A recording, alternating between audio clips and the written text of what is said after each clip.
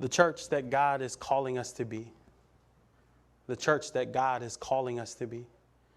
We're in the second week of this series, and we're trying to discern the direction that we believe God is leading our church, which is a tall task for any of us. But we want to begin talking about where we see our congregation moving as we go into the future. And we're going over a number of different themes that are vital and crucial at helping us do this, to gain insights and basic tools for trying to figure out, where do we see our church 5, 10, 15 years down the road? What is the church that God is calling us to be? And last week we went over mission, and if we remember, we talked about mission as this shared intention that motivates and sustains a group of people. Just because a group of people meet doesn't mean that they have a mission. They need a purpose. They need a reason in order to have a mission. And we asked this question: why does Kahaluu United Methodist Church exist? Why do the people in what do the people in Kahaluu United Methodist Church do? And our mission is our answer to these questions. And this week we're exploring a different but related theme. This week we're talking about vision, mission and vision. And we often think of these two words as synonyms, but they really aren't. They're related. They're companions of one another. They work together, and they can work wonders in any organization that applies it. Together they can move steps further along. They can get things going. They lay the foundation for a group of people on a move, a group of people that want to do something, that want to make a change and make a difference. When we think of vision, one of the passages that often comes to mind is Proverbs 29:18. Where there is no vision, the people perish. Where there is no vision, the people perish. Vision comes from two basic words in Hebrew, which means to see and restriction. Two basic words that make up this word in Hebrew: to see and restriction. Where there is no vision, there is no direction. There's no discipline.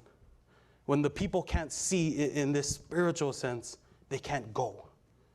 And you end up doing worse than just doing nothing. In the Bible, not seeing, not having vision is tied to running from God, doing the opposite of what God calls us to do.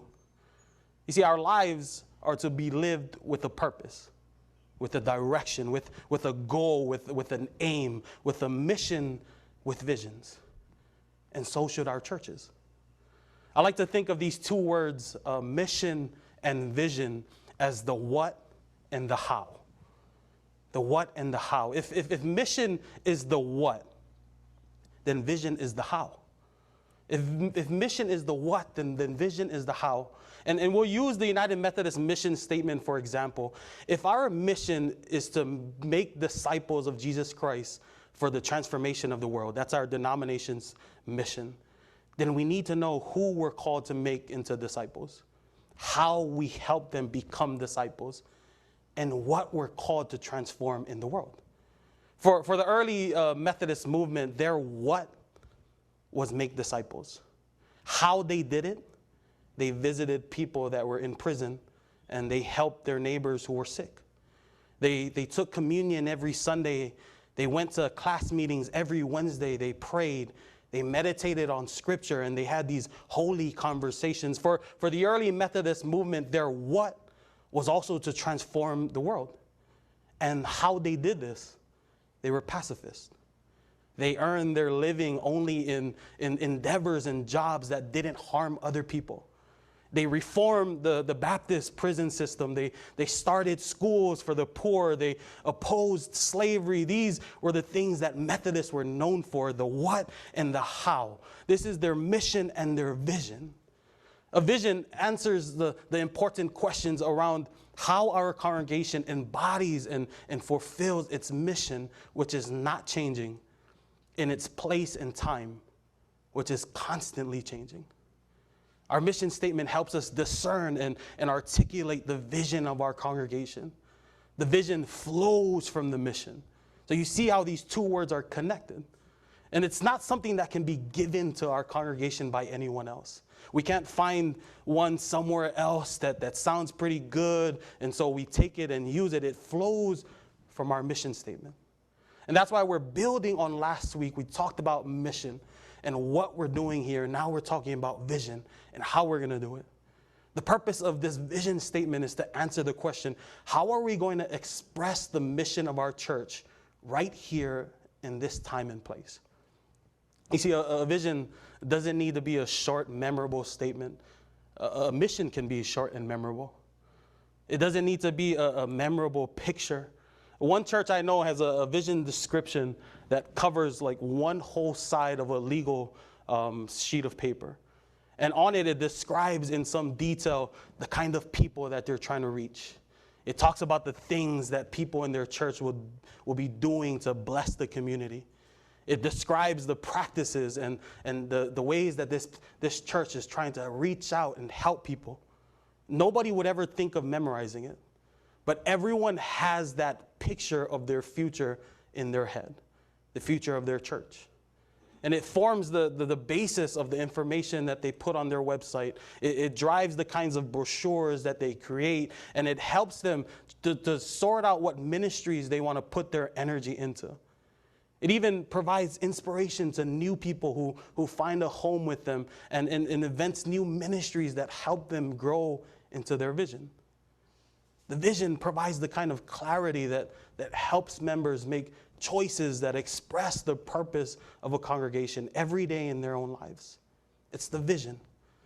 It's the how to our why. If our mission, if our reason for being here, if our why is to grow into the image of Jesus Christ and to serve God and to build a community of peace and justice, then how are we going to do this?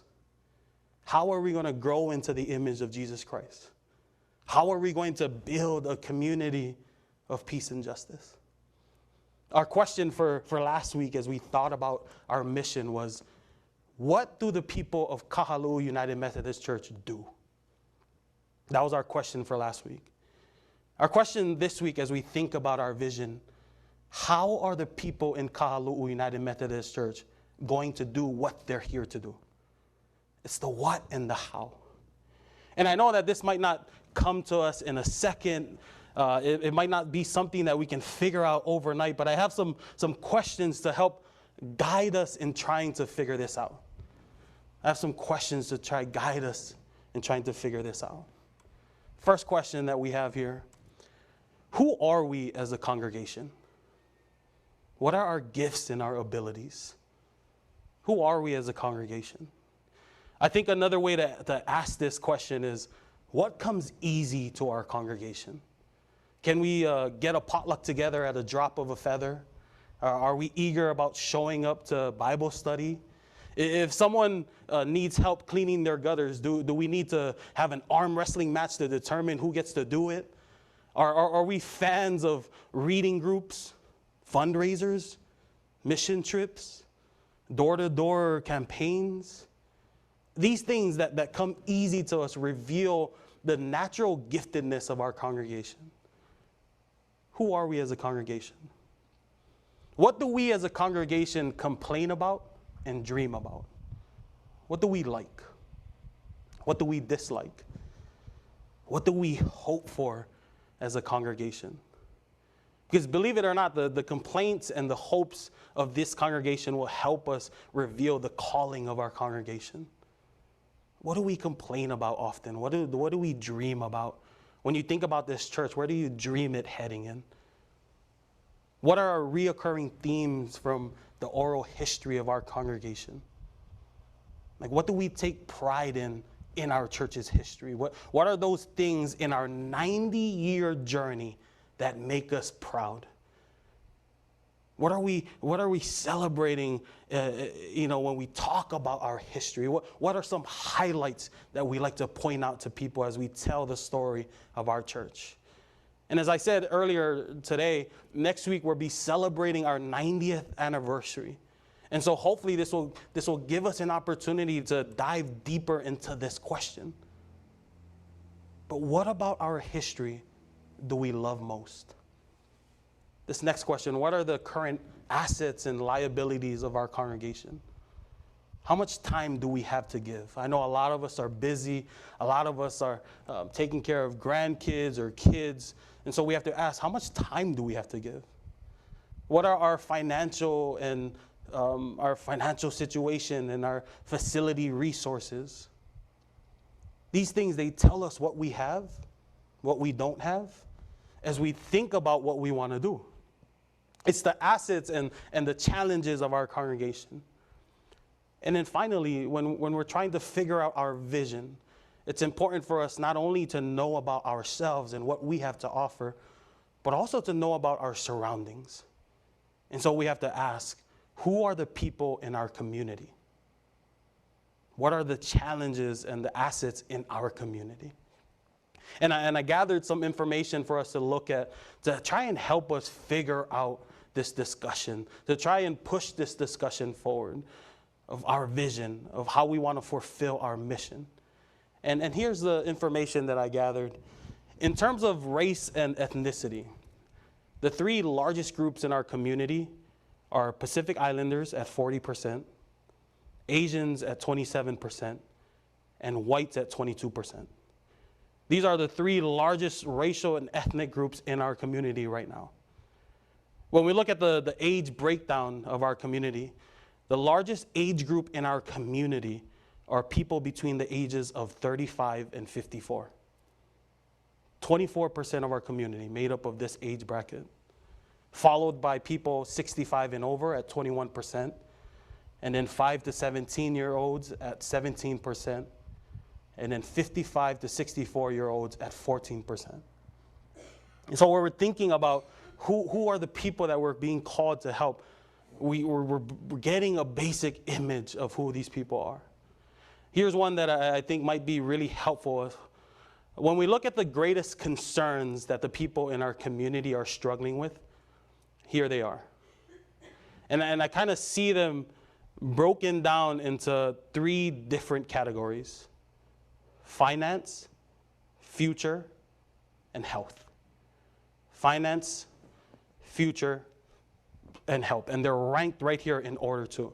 I mean, if you look at the top 5 fears of the people in our community: finance and retirement, weight and health, reaching goals, finance again, and then the fear of the future or the unknown.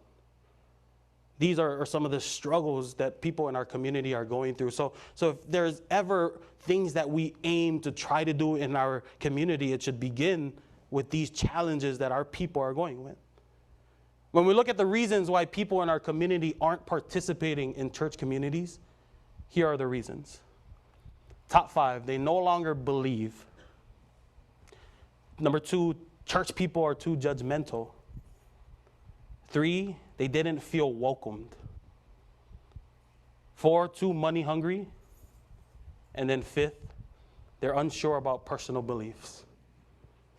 Ranked right here, these are the reasons why people in our community aren't participating in church communities. No longer believe, religious people are too judgmental. They didn't feel welcomed or useful.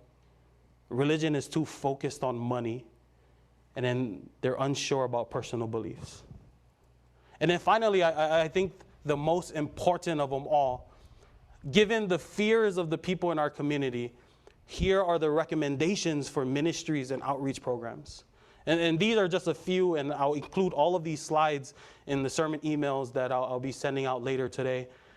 But take a look at some of them. At number 1, they have warm and friendly encounters.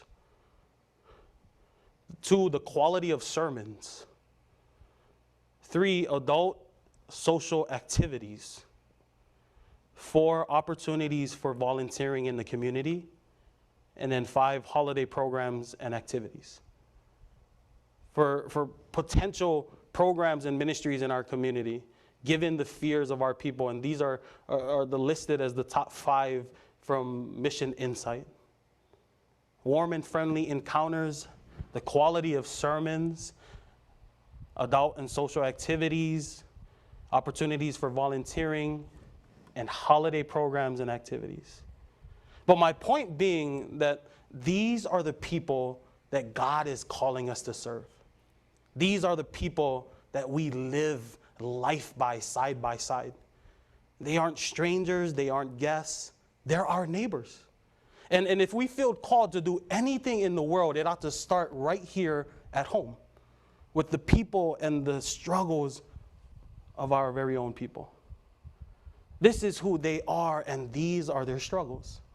When we're trying to discern how to be like Jesus and how to work towards justice and peace in our community, like our mission statement says, then we ought to start right here. Our vision should begin right here where we're planted and the struggles of our own people and what they're going through right now. And the miraculous faith thing about all of this is most of us fall into this same age bracket, the majority age bracket that we have here. Most of us have the same fears, experience the same struggles. And I'm thinking, who better to help our community than people in the community in similar situations? Many of you kupuna understand the struggles that the majority of the individuals in our community are experiencing when it comes to aging and living life as a kupuna. And to make it even more personal, we know these people. Our church has been here for 90 years. There's this long history in our community, which means that there are many long-lasting relationships that people in our congregation have with our community. We know many of these people. Some of them we even grew up with. I tell people all the time that I talk to, some of the strengths in our very own church is that our familiarity with the community and its struggles that most of us are going through ourselves is one. Our resources and financial abundance and a congregation that is always willing to give is two. And our willingness to serve. These three things alone already put us on track for doing the work that we feel called to do here and now. In our passage today, Jerusalem lay in ruins. Everything the people owned is gone. Their belongings, their home, their safety and comfort, the normalcy of life is all destroyed. And here we see Nehemiah getting this tragic news, and the Bible says that when he heard it, he wept and he mourned for days. This man's heart is broken, for his home, his history, and his people are broken. And as Nehemiah is weeping and sadness turns to prayer and fasting, suddenly God gives him this vision to rebuild the gates and the walls of the city. And somewhere out of nowhere, his attitude begins to shift. Because now he has a purpose. He has a goal. He has a calling to help lift his people out of despair. And it's this vision that motivates both him and his people. And the people begin to rally around Nehemiah despite their misery and their pain. In the midst of their sadness and worry, God gives them something to hold on to, something to live for, something to strive towards. It gives them eyes to see and hope to walk towards. And their lives are changed forever. You see, not much happens without an inspiring, compelling vision. Not much was happening in Nehemiah's day. The people had no vision. They couldn't see a possible way out of their situation. Jerusalem lay in ruins. The people were in despair. And even worse, no one was motivated to do anything about it. But with God, the people found a vision. They found a purpose. They found hope. And this vision excited and it energized them to work, to move, and not to give up regardless of the situation that they were in. Because vision is the fuel that lights the fire under our church. It's the how that God equips and prepares us for in our lives and in the life of our church. And today we pray that God continues to help us see, to help us move, to help us work here and now as we plan for tomorrow.